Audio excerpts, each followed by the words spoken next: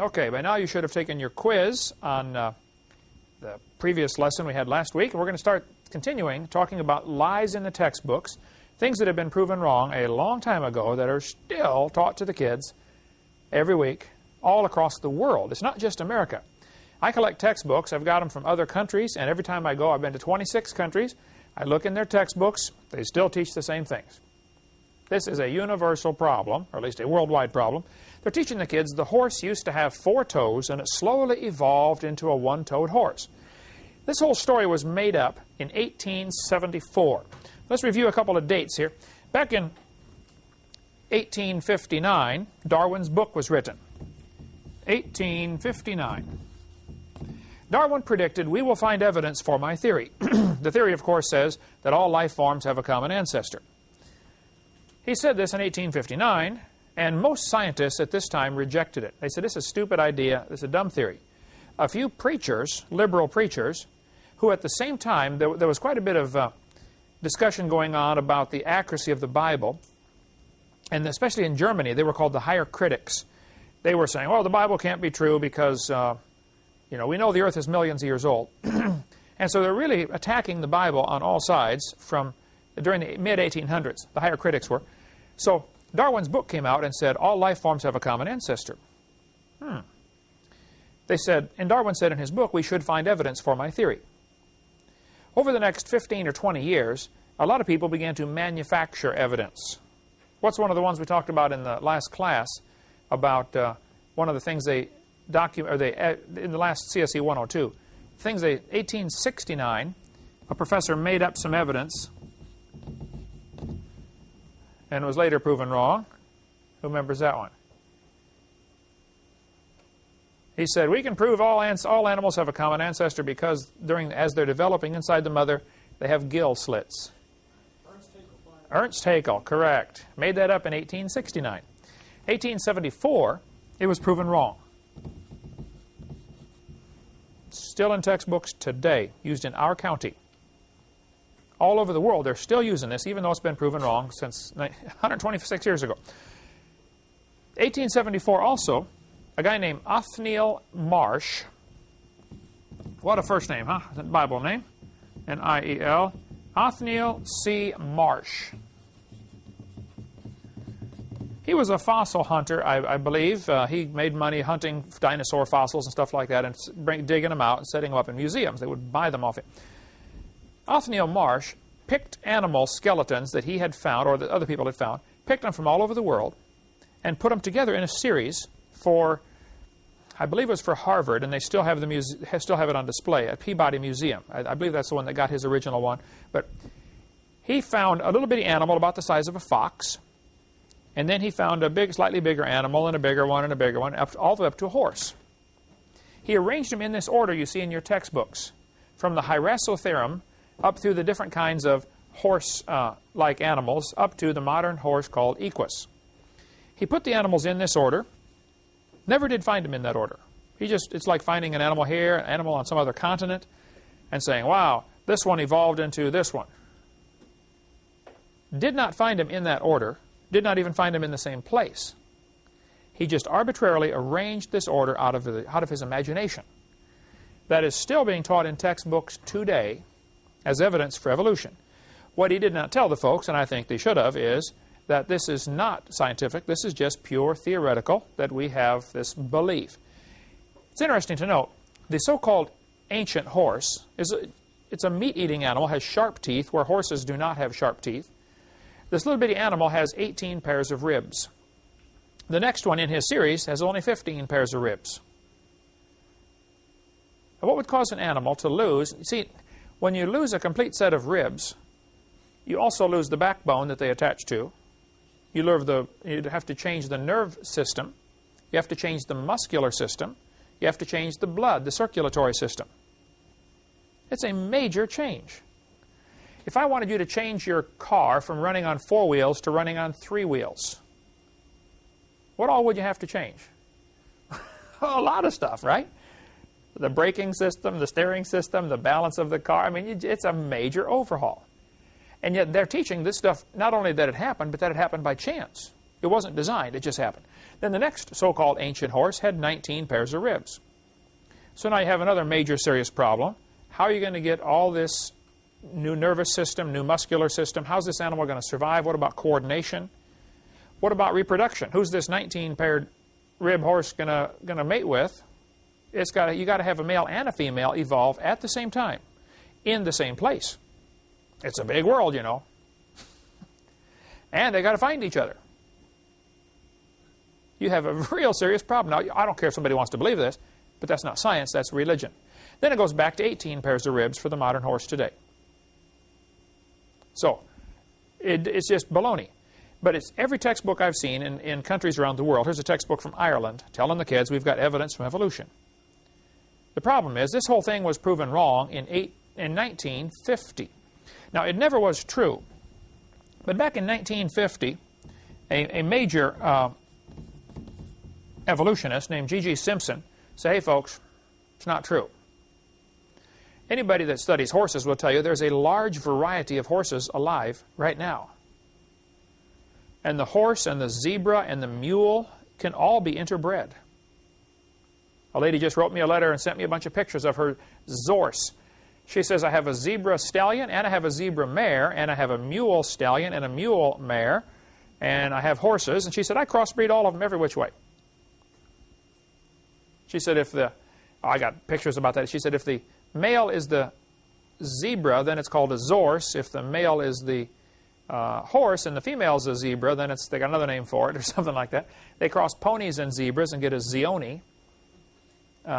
There's several websites about this competition. Who can produce the best Zioni and who can produce the best Zorse and all this kind of stuff. Back in this biology textbook, they said the other examples, including the much repeated gradual evolution of the modern horse, has not held up under close examination. What are they saying here? In other words, it's not true. All right? 1950, G.G. Simpson, George Gaylord Simpson, who was a strong believer and a proponent of evolution, he wrote an article in Scientific Monthly, 1950, October, that said many examples commonly cited, such as the evolution of the horse family or of saber-toothed tigers, can be readily shown to have been unintentionally falsified. In other words, it's not true. It was falsified. It's been proven to be incorrect. So here's the problems with the horse evolution. This would be a good quiz question. How do we know this is, or what's the problems with this teaching? It was made up by Othniel Marsh in 1874 from fossils scattered all over the world. Now, if you were going to take this to a court of law and say, I have proof for evolution because of this horse series, any freshman law student would say, Your Honor, he didn't even find these in the same place. He certainly didn't find them in the same order. And even finding fossils in order doesn't prove anything. See, the whole problem is evolution does not have to be proven in a court of law. It only has to be made believable for the students to fall for it. And they do by the millions. Okay? Russian scientists found modern horses in layers lower than the so-called ancient horse. Now, here's how evolution is supposed to work. They say we've got these different layers of rock, and each one is a different age, and it all means something. Now, we covered earlier in seminar part CSE 102, those layers don't mean anything. They're not different ages. But you use a typical textbook, have a cross-section showing the different layers of the earth, and they'll say this one is real old down here, and this one is the newest one on top. So, according to the theory, you should find modern horses up here, ancient horses down here, and it all sounds really good, but they don't find them in that order. They find what they call a so-called ancient horse, the Hyracotherum. Let's put an H right here for Hyracotherum, or for horse. Then they find a modern horse under it. It wouldn't be directly under it, but it would be in the layer of rock that is under it, maybe someplace else. Okay? Obviously, buried in that same layer, though. So if modern horses are already on the scene before the ancient horse is around, how can this be the ancestor of this? It can't be true. And it just can't be. The little Hyracotherum is not even a horse. It's just exactly like the hyrax, little rock badger, I believe, that's still running around today in the country of Turkey and in East Africa. So if they're still alive, then it's certainly not the ancestor. You couldn't prove any evolution from little bitty hyracotherum. Fourthly, the number of ribs are different, the number of toes are different, and the teeth are very different. The little hyracotherum has sharp-pointed teeth. The horse today has a flat chewing tooth for grinding, grasses. That's what it eats. They're not related to each other. Fifthly, down in South America, when they find the fossils, the three-toed horses are on top, the one-toed horses are on the bottom. Absolutely reverse order from what is predicted by the theory. Now, the way theories are supposed to work, you create a theory, you look for evidence. If you find evidence that says, hey, this theory is wrong, well, then you throw the theory away and you get a new one. And that happens all through science except when it comes to evolution. Because this theory is foundational for many other things, like a new world order coming soon to a city near you. Okay? They are never found in the order presented. Three-toed and one-toed horses are found side by side in the same strata. How can one be the ancestor to the other? Now, the evolutionist will say to this one, they'll say, well, that's because the three-toed were gradually being phased out, and the one-toed, are better, and they took over, but you just happened to find two in the same area during the time that they were being, phased out. Well, I'm sorry. You can believe that if you want, but that's not science. Frank Sherwin, a good friend of mine, has at Institute for Creation Research, has a lot of information on the horse evolution if you want to get a hold of him. And there's in the book Noah to Abram, The Turbulent Years, which we offer through our ministry. It's a really good one that has a section on this horse evolution, which has been proven wrong some time ago. One man named Dan Hicks in Tulsa, Oklahoma, kept after the Tulsa Zoo, saying, why do you have this thing on display? It's been proven wrong years ago. I've got all the letters that Dan sent to the zoo, and the zoo sent back to him. When he wrote to the zoo director and said, why don't you take this display down? It's not true. Okay? The director of the zoo wrote back and said, we don't have the funding to remove it. I've got the letters in my file. How much funding does it take to remove a display? I mean, I'll go do it for him in 10 minutes, okay? Give me a screwdriver and a hammer, we'll get it out of there. It's not a problem. So Dan had to get 2,000 signatures. He took up a petition. 2,000 people signed the petition saying, get this thing out of our zoo. Finally, they took it out. Now, if they had had a display in the zoo, like a Christmas scene representing Christ in the manger, one signature would have gotten it out, right? One person would complain about singing some Christmas song in a public school, and they'll take it out. Here you get 2,000 people complain before they finally, reluctantly, remove the display.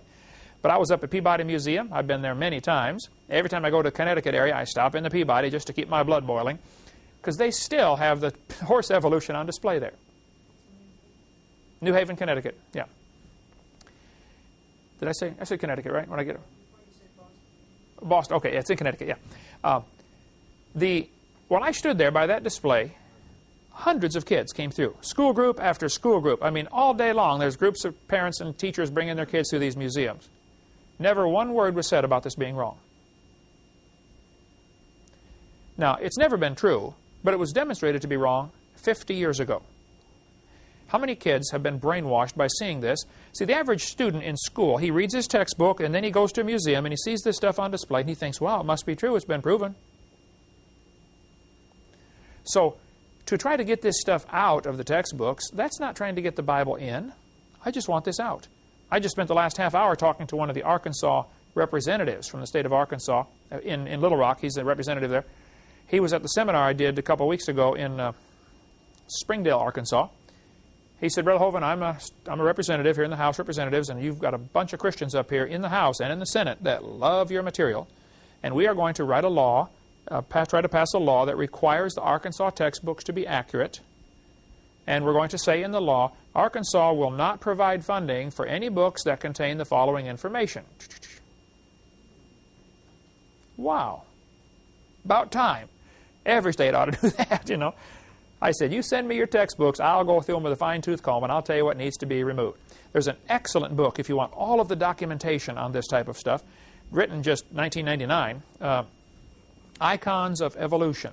It's only available in hardback, so it's kind of expensive, but It is really tremendous. He goes through 15 different chapters. Each chapter, one whole chapter about the horse evolution. One whole chapter about the gill slits, you know. If you want to document where things have been proven wrong, this guy has done a marvelous job. And I don't know if he's a creationist or an evolutionist. Doesn't matter. He's a researcher, okay? You can get it through our ministry, through our bookstore out here. What they'll do, though, for the textbooks, they will arrange some animals in order, like this one. Shows, you know, the one bigger animal on top and a smaller animal on the bottom. Now, what's that do psychologically for the student who sees this? He thinks, wow, this is proof. Putting pictures on a page in a book is not evidence. It's evidence you have a good imagination. This is brainwashing, folks. First of all, they don't find the animals in the order that they predict. And even if you do find an animal buried on top of another animal, that doesn't prove they're related. Doesn't prove anything. Look, if I get buried on top of a hamster, does that prove he's my grandpa? You don't need to be a rocket scientist to figure this out. It doesn't prove a thing. So just because you find fossil A here and fossil B here and fossil C here, so you found 3 bones in the dirt. That's all you found. You don't know any relationship.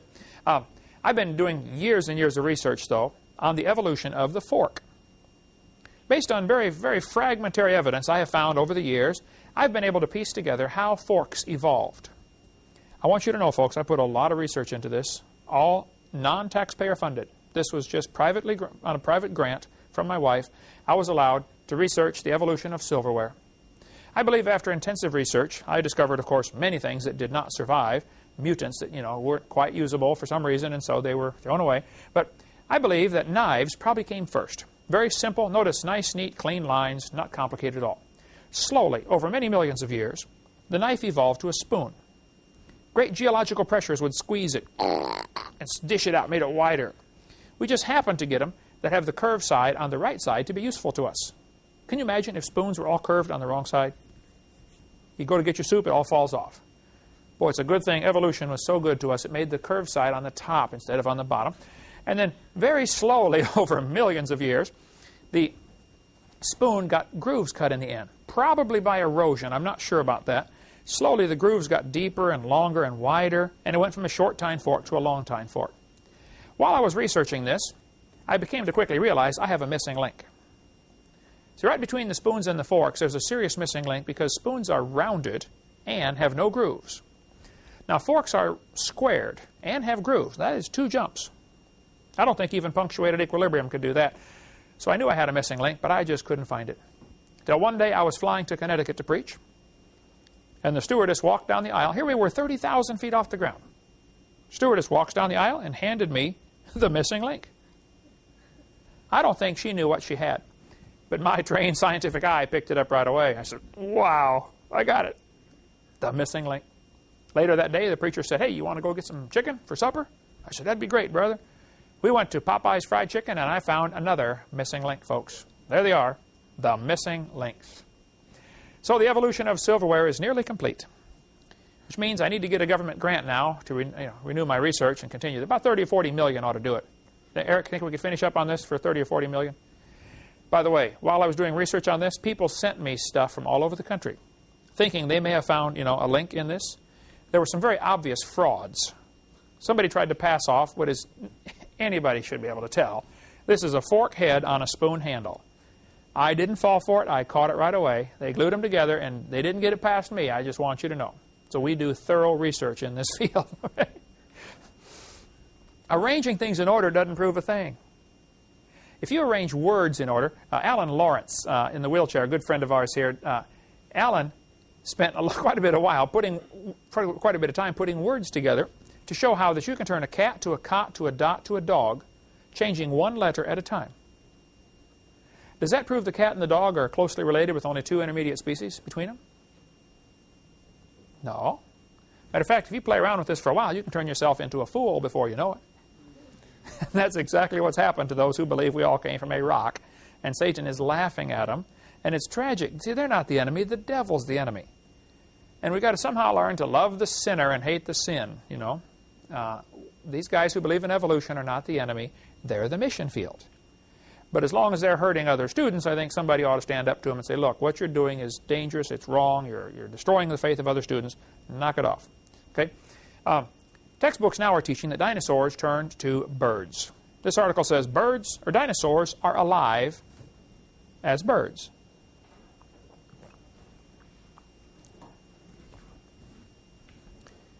Well, I'm sorry, that is just simply a lie that has been proven wrong some time ago. That is ridiculous, of course, to change a dinosaur to a bird. Back in October '99, articles came out all over the papers, all over the world, saying that we have another missing link. We have proven evolution. We found a missing link between birds and dinosaurs. National Geographic, October '99. Proof, breaking news, the missing link. We found it, folks. January 2000. Oops, sorry, it was a fake. They were fooled. Somebody had created this fossil.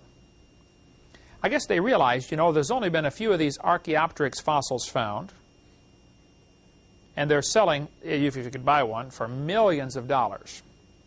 So all one guy would have to do is take 5 years out of his life and very carefully construct a fraud fossil. And he could make a bunch of money.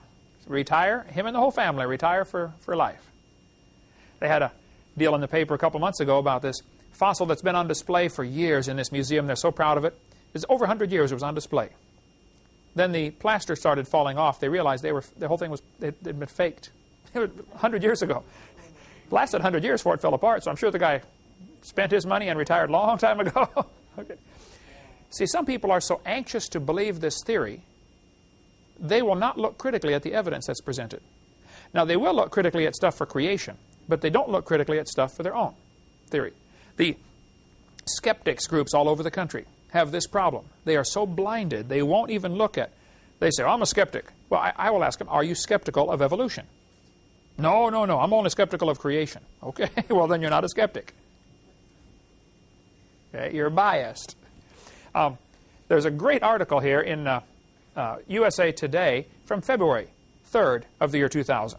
Let's just read this here because we got to. Those that are taking this course want to get all the details. Here's the details on proving that this thing was proven not true. Okay, from the remote, however you pronounce that, province in China, an unusual dinosaur fossil has made a mysterious journey from the hands of Chinese smugglers to the polished halls of the National Geographic Society in Washington. And like some, cursed from a mummy's tomb, the Archaeoraptor, which is what they named it, supposedly a bird-like creature with the tail of a meat-eating dinosaur, has brought to those who would possess it what may be remembered as modern paleontology's greatest embarrassment. It now appears, after several months of suspicion and consternation, that this true missing link in the complex chain between dinosaurs and birds somehow sprouted its remarkable tail not 120 million years ago, but only a short time before being smuggled out of China. Whether a deliberate fake or an honest mistake, it is the tale of a tale that has children believing in feathered dinosaurs that never existed. Prominent scientists calling each other names and 2 respected science publications under assault. And just as the plot thickens, scientists in China have told USA Today that they have discovered yet another faked tale. This one added by an entrepreneurial Chinese farmer to a flying pterodactyl. That one appears to have fooled another group of relatives, another group of scientists, as well as the editors of the British journal Nature. Storrs Olson, curator of birds at the Smithsonian's Institute, National Museum of Natural History, turned the spotlight on the whole mess. Those involved with the scientific gaffe agree that Olson tried to warn officials at National Geographic in a letter sent November 1st that the organization was headed for embarrassment if it endorsed the fossil. Both of the faked fossils were intended to support the theory that birds evolved from dinosaurs.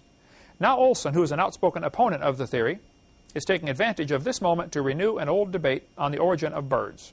The popular view, thanks most recently to the fictitious Jurassic Park, is that birds evolved from dinosaurs.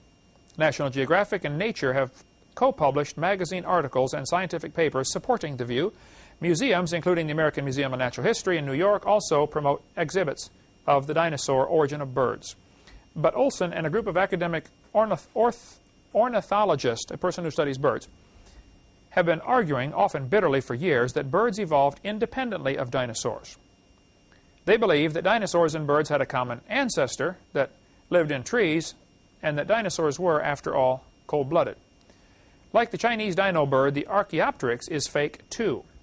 The following excerpt is taken from the website creationscience.com, which is Walt Brown's website. Tremendous material, by the way. Honest disagreement over whether Archaeopteryx was not a forgery was possible until 1986, when a definitive test was performed. An X-ray resonance spectrograph of the British Museum fossil showed the material containing the feather impressions differed slightly from the rest of the fossil slab. Differed significantly from the rest of the slab. In other words, it was made of a paste. Someone apparently had taken the rock, ground up some of it to powder, made a paste out of it, and then put feather impressions in it. Some people are really desperate to believe this theory, and so they will accept it. But guess what? Textbooks are still teaching today dinosaurs are the descendants of birds. Now, it takes a while to get textbooks accurate, I understand that. But somebody in the different towns, if we're supposed to be the salt of the earth, okay, salt preserves. Who's going to preserve? I mean, tomorrow morning, kids in Escambia County, Florida, are going to be taught this. Well, let's do something about it, okay? Let's fix it. There are several ways to fix the problem. We'll get into that later in this course. But one way is just simply educate all the students. Grassroots. That is unstoppable, but it takes a long time to accomplish that. The other way is to educate all the teachers. Just get all the teachers where they don't believe in this theory. The third and more complicated and much slower way, and probably least likely to succeed way, is to pass laws, try to attack the Capitol and say, look, get this stuff out of the books. And I think we should work on all three fronts on that one. But telling kids that dinosaurs turned to birds is ridiculous. Look, in case you don't know, you don't just put a few feathers on a dinosaur and say, let's go, man, try it, it won't hurt too bad.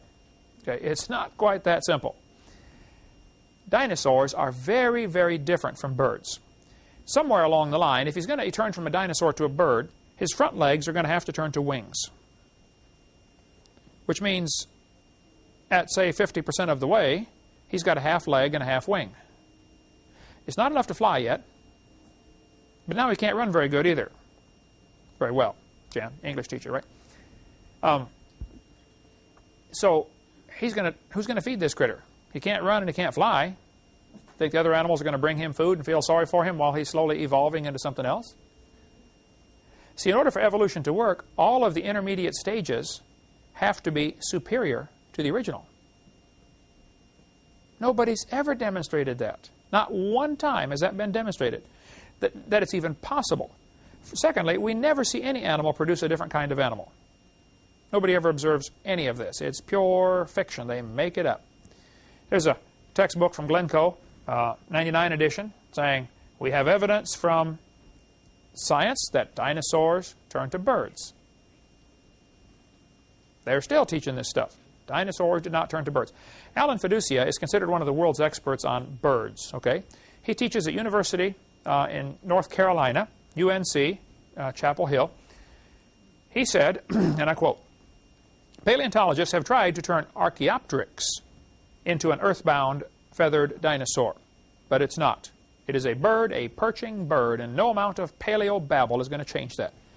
The word archaeo will be a good quiz question here. Archaeo means ancient. And pteryx is a Greek word, or Latin or whatever, for wing. So Archaeopteryx is ancient wing. If it has the word archaeo in it, it means old or ancient, okay? He says it's a perching bird. See, a bird's foot has a claw sticking out the back. One of his toes comes out the back so he can land and grab a tree branch. Reptiles don't have that. So just the toe structure would have to radically change to go from a walking foot to a grasping foot. Not too many birds do a lot of both, okay? They either nest in trees a lot or they walk on the ground a lot. But it's difficult for a bird that walks on the ground a lot to be comfortable nesting in trees because the toes are different. They're designed for what they're designed for. So Archaeopteryx means ancient wing. Archaeo is the word ancient. They will point out that the Archaeopteryx has claws on his wings. Now, let me point out to you, only 6, I believe now, 5 or 6 Archaeopteryx fossils have been found. The first one was found in Germany in, I think, 1859. Somewhere around that date, okay? What was going on around 1859? Darwin's book. People are looking to criticize the Bible anyway. A lot of countries have thrown off the king, anti-monarchy, and the Bible says honor the king, and so they thought the Bible was an obstacle. There was a real problem in the world in the early and mid-1800s where evolution came along at the right time where it was readily accepted. They're looking for this theory anyway. Also, evolution teaches, we'll get into more of this later, that different races might be superior to other races. 1859, we had slavery in this country. Civil War wasn't fought till a couple years later. Emancipation Proclamation wasn't until 1863. So when Darwin came out and said there are favored races, some people said, well, hey, obviously that's the whites over the blacks. Hitler comes along and says, no, obviously that's the Norwegians and the Germans, the blonde-haired, blue-eyed, they were the superior race. And a lot of people use this theory to justify what was already happening or what they're already doing anyway. And then along came guys who said, well, hey, if evolution is true, then there are no moral rules. There are no standards. By the way, it is a good, fair question. If evolution is true, how do you tell right from wrong?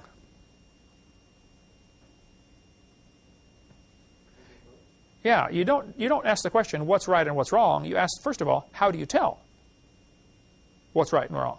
How do you make this decision? And that's a critical issue you've got to talk about.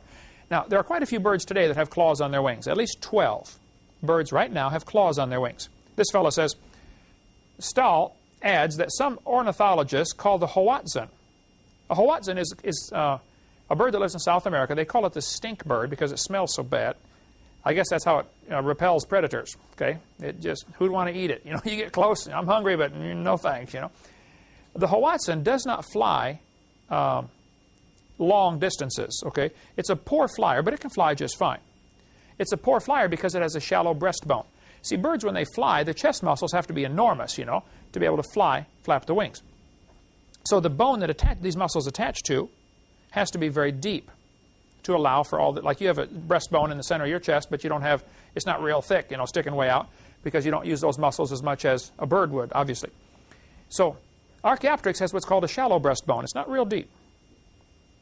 Well, the reason for that is because it has a crop where it eats leaves, actually. These leaves have to be ground up. It doesn't have any chewing teeth, but so it eats these leaves, and the crop has to chew them up by they swallow rocks. Birds even today pick up rocks so they can grind their food up. So because Archaeopteryx, because of its diet, it has a large crop, therefore it has a shallow breastbone. And so some people look at the, I'm not Archaeopteryx, I mean Hoatzin, okay? They look at the Hoatzin and say, wow, this is, a missing link. Well, first place, it's not missing. It's still alive, okay? You can go down to South America and get them. But it is a poor flyer, but when it's born, when it hatches out of the egg, it has claws on its wings. And it uses these little claws to climb up trees. Can't fly yet. But it climbs around with these little claws on the wings. The swan has claws on its wings. The ibis does. And many birds, he says, have wing claws. They just never make use of them. Archaeopteryx had teeth in its beak. Well, I point out, only 2 known birds have teeth in their beak. Archaeopteryx and what's called the Hesperornis. Most birds do not have teeth. But some fish have teeth. Some don't. Some reptiles have teeth. Some don't. Some mammals have teeth. Some don't. Some of you have teeth. Some don't. Okay? It doesn't prove anything. And obviously, a kindergartner ought to be able to figure it out. If you're going from used to have teeth to don't have teeth, that's not getting better. But that's an example for evolution. They'll say this bird lost its teeth. Well, how is losing something evolution? That's backwards compared to what you need. This one says, this textbook, Hope Biology 94, says, the descendants are the birds which evolved about 150 million years ago. Bird feathers evolved from the same scales that protected the dinosaurs so well. Now imagine yourself, high school student, teacher says, for homework tonight, read the following 8 pages and answer the questions at the end of the chapter. You remember in high school, You're going to read those 8 pages reluctantly and answer the questions as quick as you can. And one of the questions is going to be, what did feathers evolve from? You're going to say scales, because that's what they told you in the book. It is so unfair to send students off to war. I mean, if an enemy country attacked the United States, would we send all the 5th graders off to fight them? No, you guys are in the Marines. You get the biggest and the brightest and the best. Well, not Marines, the brightest, but you get the biggest and the strongest you can get. I'm sorry, Steve. And you send them off. You want to get the best you got out there. And you give them the best weapons available. And you pay them the most money of anybody gets paid in the country. Is that right? Well, not quite, but almost, right, Steve? You don't send 5th graders off to battle. We have a real serious problem with lies in our textbooks, and we're sending the kids off to have to fight against this. The adults ought to be fixing this one. It's very simple. This is not true. So you go to your school board, your county, whoever's selecting your textbooks, and say, look, the information on page 214 is wrong. Let's cut that page out of the book. We'll get into more later on what you can do about the lies in the textbook, some practical steps to attempt to take. Their argument is that feathers came from scales. There are some very serious problems with this argument. And we're going to talk about that after we take a little short break here. But they're teaching that scales turned into feathers. Well, animals today still have scales. Why aren't they turning into feathers? How many animals are alive right now that have scales, would you guess? Billions and billions. Do we ever see one even starting to evolve? It's so ridiculous. The Bible says God sends them strong delusion. I can't think of anybody being more deluded than somebody believing we came from a rock over billions of years. They are deluded. And I feel sorry for them. The devil has blinded them. We want to try to win them to the Lord. All right, let's talk about this scales and feathers. The argument is they have to be related because they're both made from the same material. Feathers are made out of a protein called keratin. Scales are made out of the same protein. So are fingernails. So is hair. What does that prove? Nothing. Okay? This floor is made out of wood. So is the roof. So are the walls. Does that prove that one evolved from the other? No. It proved the guy who built this room, me, chose a common material to do different things. This one we're walking on, and this one is keeping the rain off of us. And this one is keeping the wind out. Okay? You used a common material for different functions. Wood can be used to build a boat. It can be used to build a fire.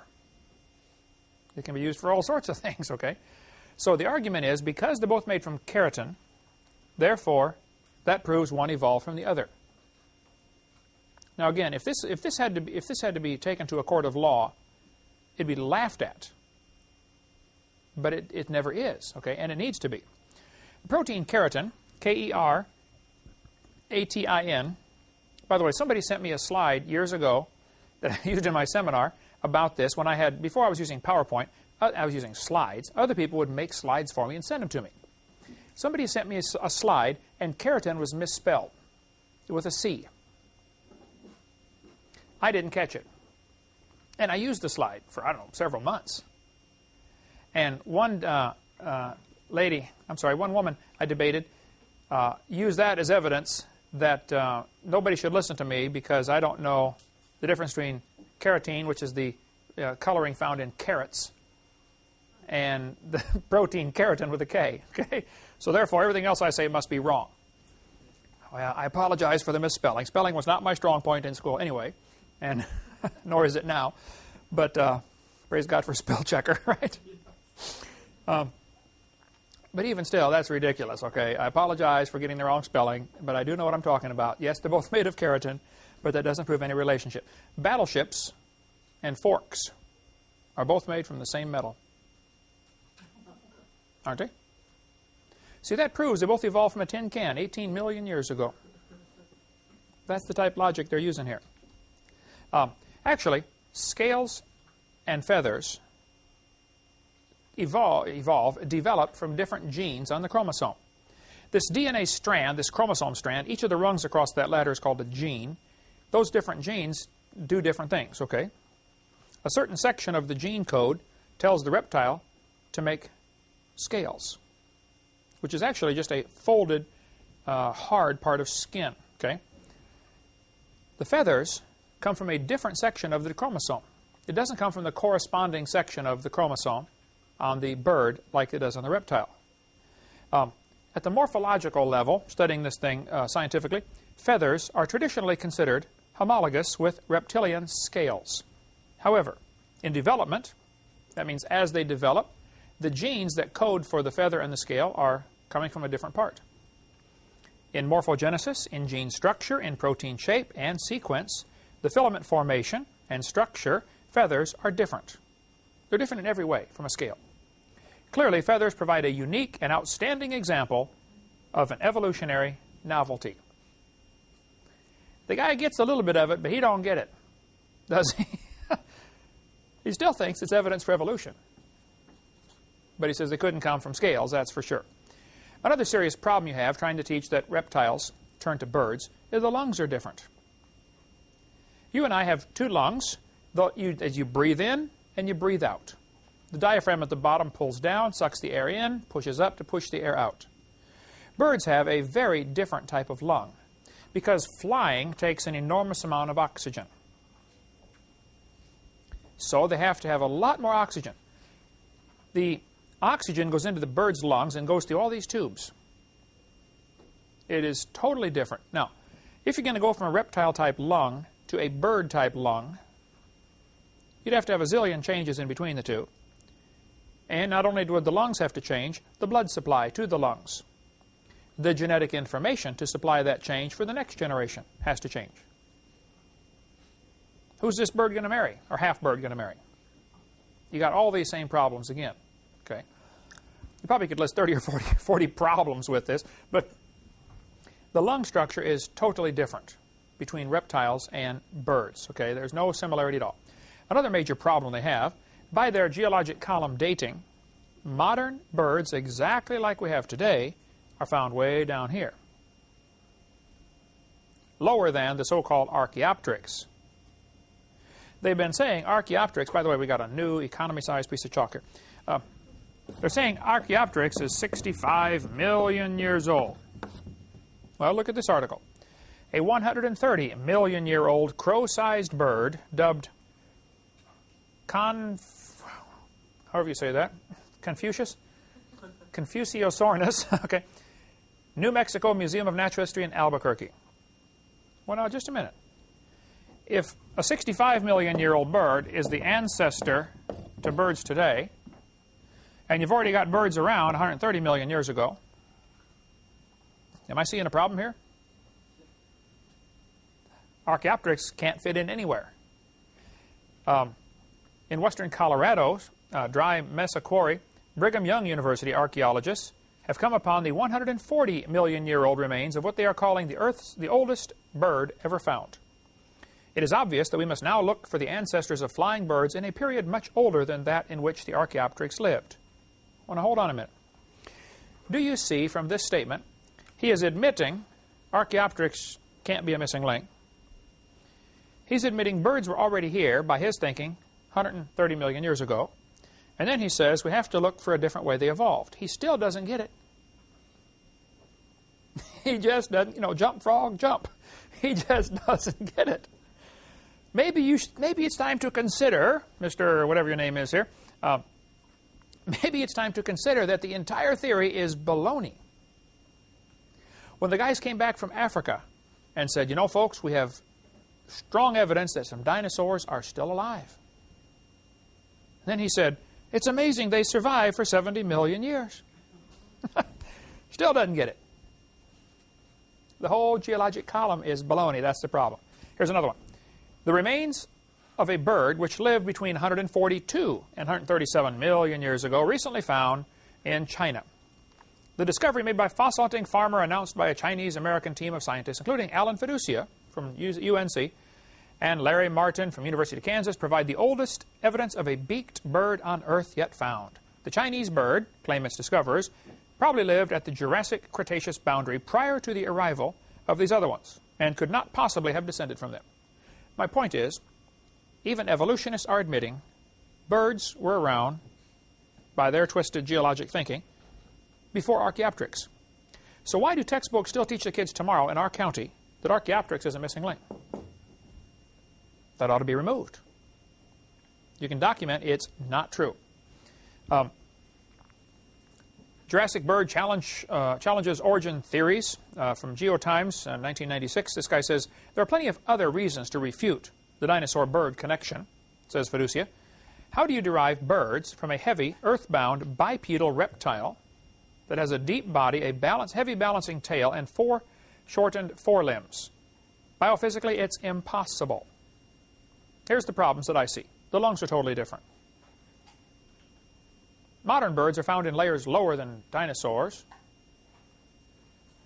I mean, according to them, dinosaurs died out 65 million years ago. Yet they're saying we've got birds 130 million years old, 140 million. How can dinosaurs turn to birds when birds are there before dinosaurs were even gone? Scales and feathers attach to the body very differently, and they develop from different genes on the chromosomes. Birds have a 4-chambered heart. Most reptiles have 3. Here's another very serious problem with this, because a 3-chambered heart brings in the blood from the lungs, which has oxygen, and it brings in blood from the rest of the body, which does not have oxygen. Your body's used it up. And it mixes them. And it sends it out as a mixture. It's only half oxygenated. And they can survive just fine on that. That's why a lot of lizards and reptiles, they lay around an awful lot. Okay, they just don't have the energy to run around hard all day. Like our dog. But birds have a 4-chambered heart, and so do humans, by the way. So the blood goes from your body into the heart, then it's pumped to the lungs, comes from the lungs back into the heart, then it's pumped back out to the body. So all of it goes through the lungs one time. So it's going to get oxygen. Reptiles don't do that. Now, a few reptiles do have a 3-chambered heart. Okay, I'm sorry, a few reptiles do have a 4-chambered heart, but most do not. They found a dinosaur fossil here recently. They said the heart was petrified. Very unusual.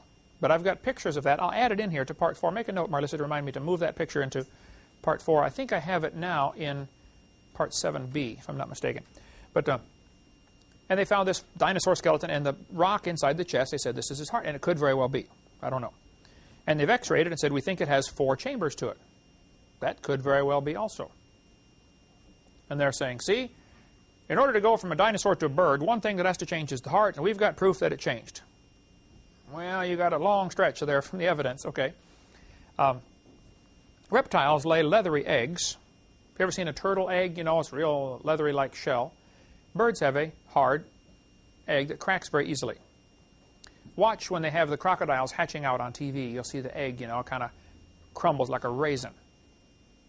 Bird eggs don't do that. Okay. So the eggs are totally different.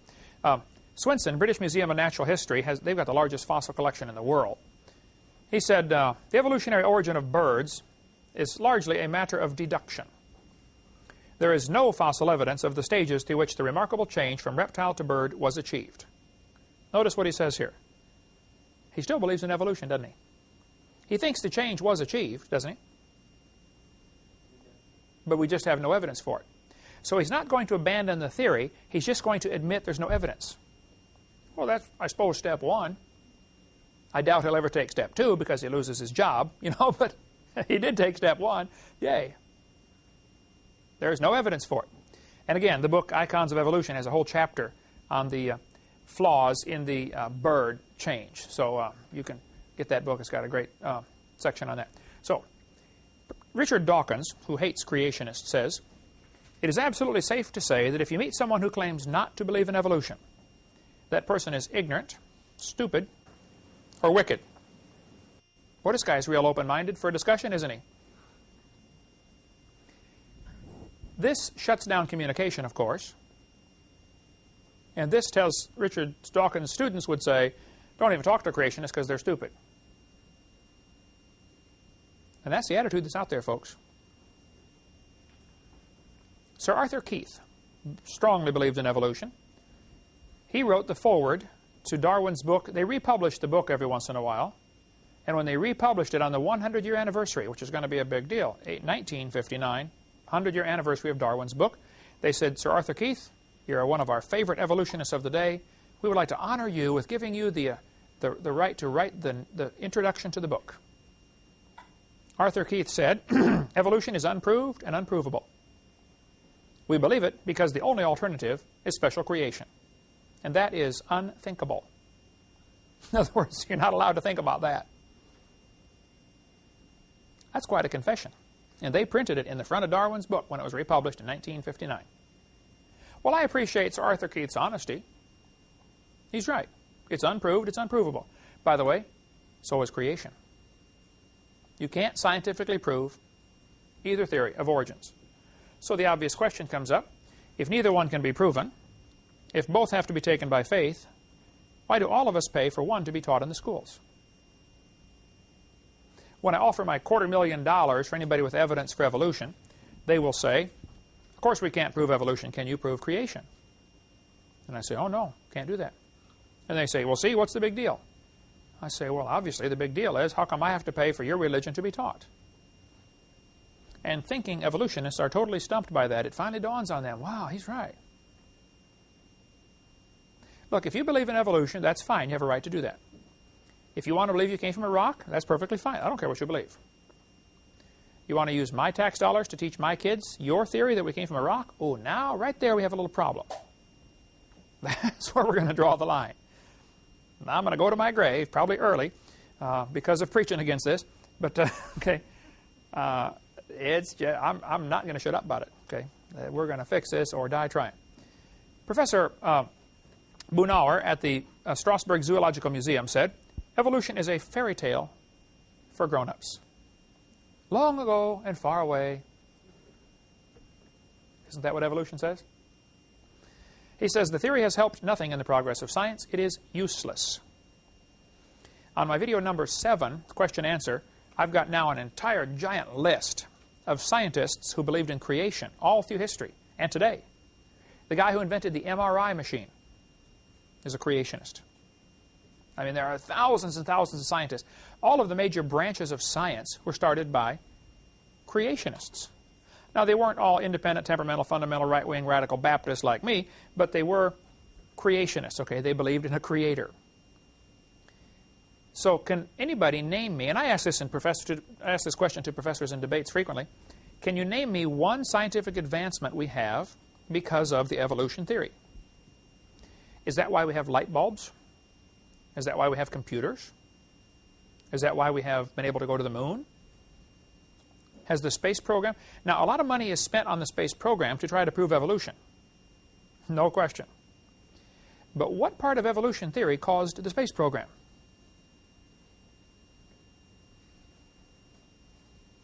He's right. The theory is useless.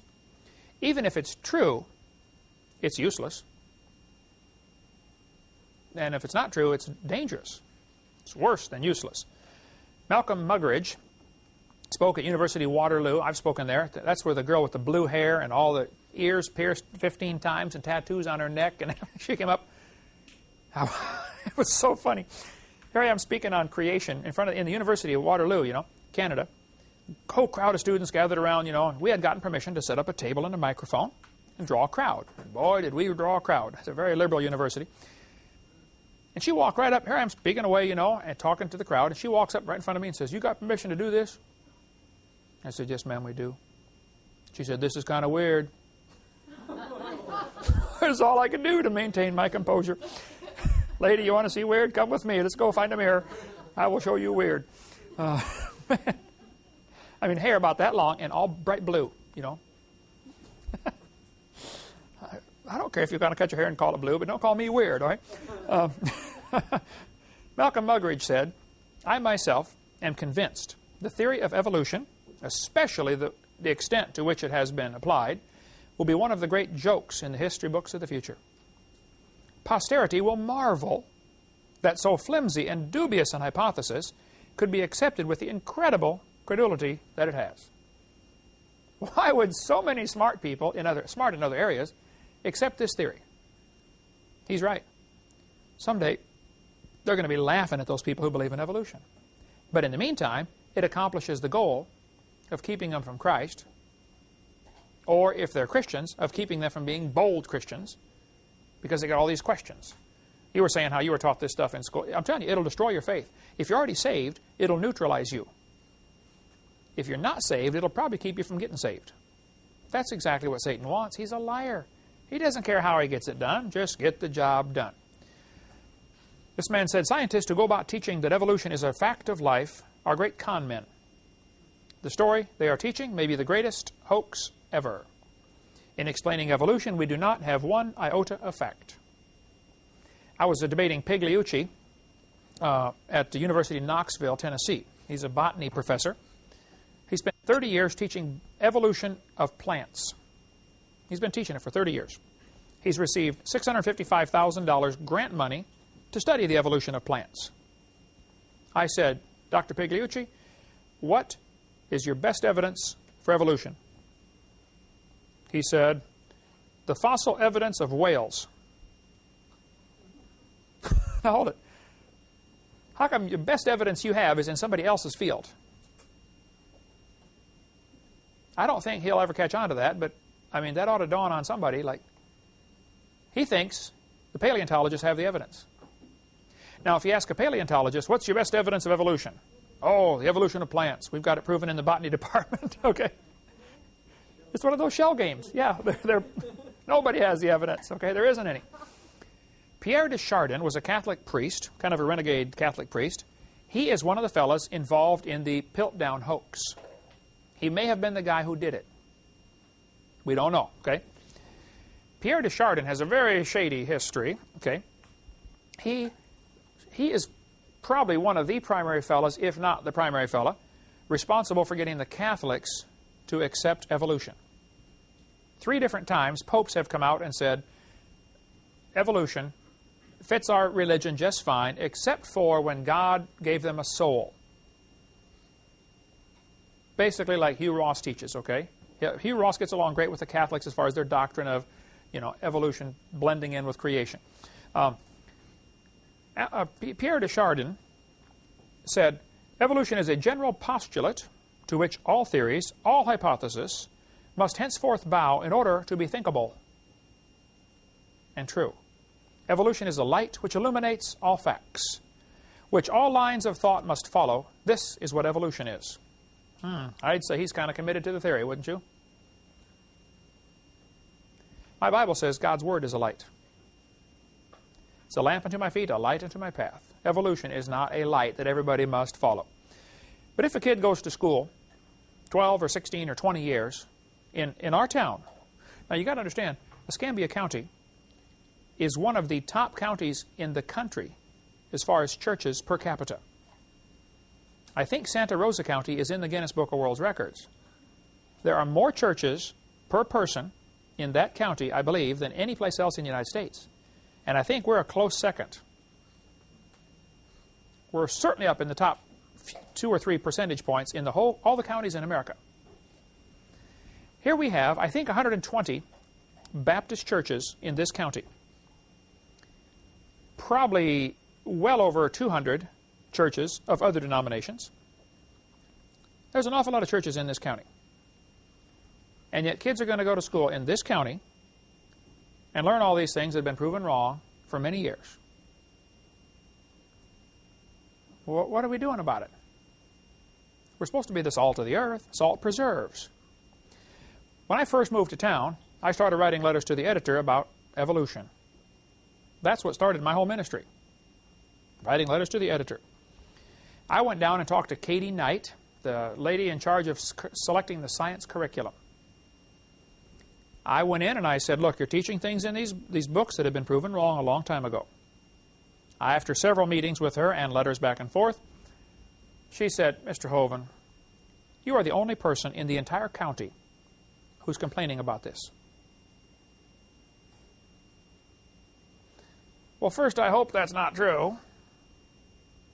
But if it is true, that's a sad commentary on Christians. We got a lot of Christians who are more worried about who wins some dumb Super Bowl game than what the kids are going to be taught tomorrow that's going to affect their life possibly forever. Certainly for this life it's going to affect them. And it has cost, you know, all three of my kids are in the room here tonight. You know, when we started this ministry 12 years ago, it's cost you three. Dad was gone a lot. I'm still gone a lot. This is I take this battle seriously. It's been a sacrifice for my family. It's been a sacrifice for me personally. This is a war, folks. You guys in the Marines are willing to go off to war, leave your family, possibly get killed. Praise God. I'm glad you're out there defending my freedoms. Well, I'm out there defending your freedoms on this creation evolution topic. We need some more people doing that. Salt preserves. Our job is to preserve from corruption. We're not doing it. Salt also irritates. If nobody's irritated at you, you're probably not a very good Christian. You can pretty much tell how good a Christian somebody is by how many people hate him. You know, everybody says, oh, you should love, love, love. Yeah, I do. If you love God, people will hate you. If nobody hates you, then you don't love God very well, do you? So why do people believe in this theory anyway? Why would anybody believe we came from a rock? Well, some people believe it because that's all they've ever been taught. When I spoke in the university in Chernovtsi, Ukraine, they had 30 professors. Are you from Chernovtsi? You're from Russia, not Ukraine, right? Okay. You're from Chernovtsi? Okay. When I was in your town in Ukraine, I spoke at the university. 30 professors came, sat in the room. I spoke for 2 hours. These 30 professors sitting in the room, I'm speaking for 2 hours through an interpreter. After 1 hour of speaking on creation and evolution, one of the professors began to cry. There was a lady interpreting for me. They had several interpreters. I wear them out because I talk kind of fast, you know. At the time, there was a lady interpreting for me. I said, ma'am, what's he crying about? And she said, oh, he's happy. He didn't know there was a creation story. He's never heard of this. He wants you to keep going. All he's ever heard all of his life is evolution. Last week, I spoke in Seattle, Washington, 4 different Russian churches, about 1,000 people each time. People came to me afterwards and said, we've never heard this stuff. In Soviet Union, creation was censored out. Capitalism was censored out. Guess what? In America, creationism is censored out. I went to a library one time. I go to a lot of libraries. I don't remember where it was even, but I got in this massive library with some university. I got on their computer Erica search program, and I said, how many books do you have in here about evolution? 1,400 titles. How many books by? And I typed in some major evolutionist authors, you know, Stephen Gould, Niles Eldridge, and these kind of guys.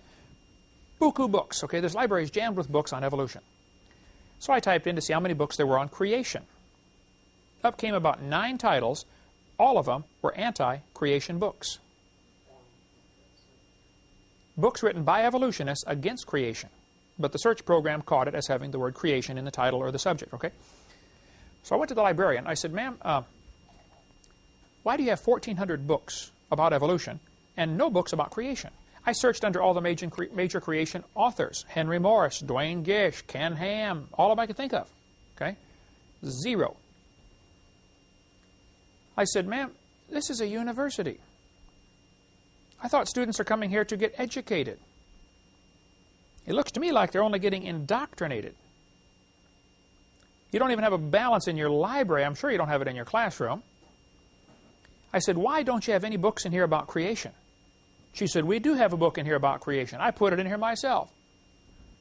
I said, oh, what is it? She told me the name of it. I said, where's that from? She said, from the Watchtower Society.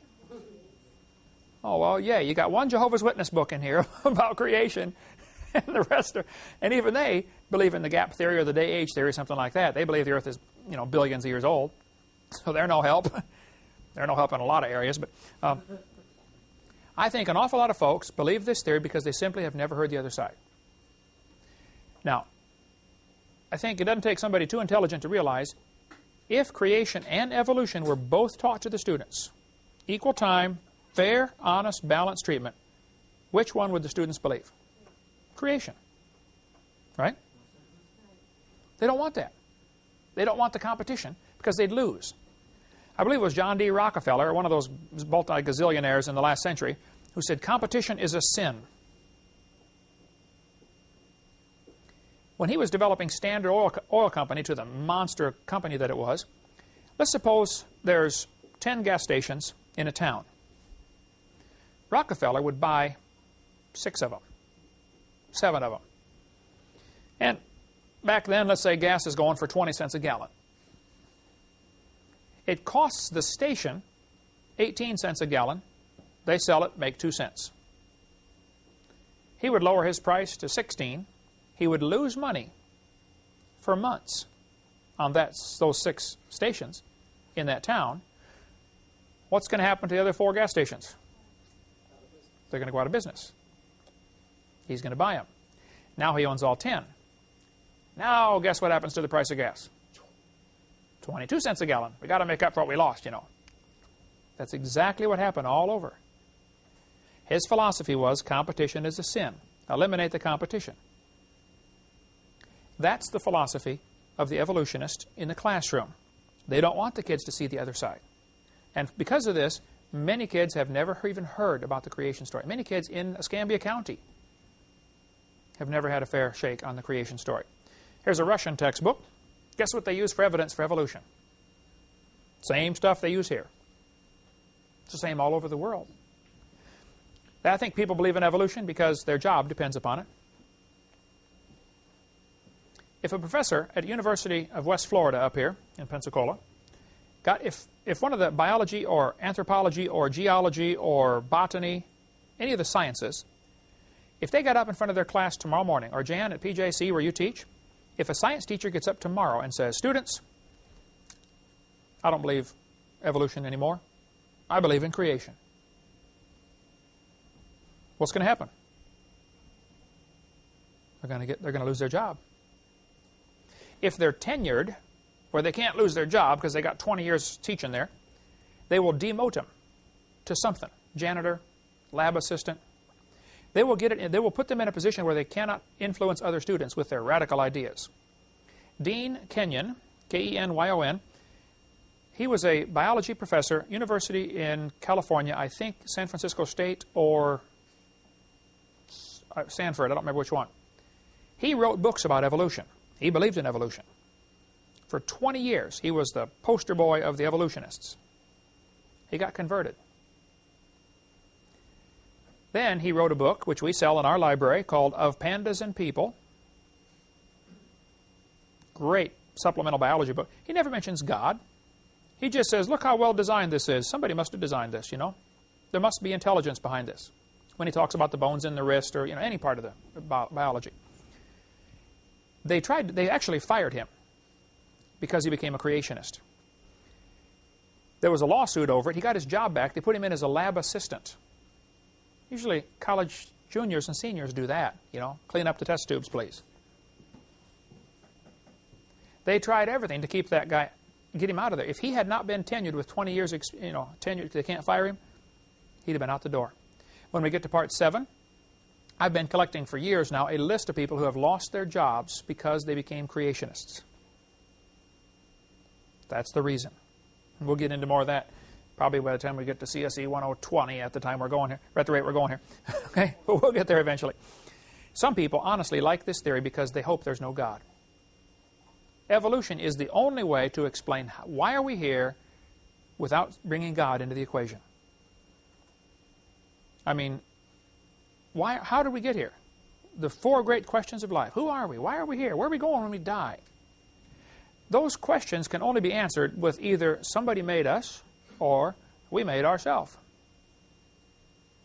And a lot of people really like evolution because it removes God from the equation and they get to be God.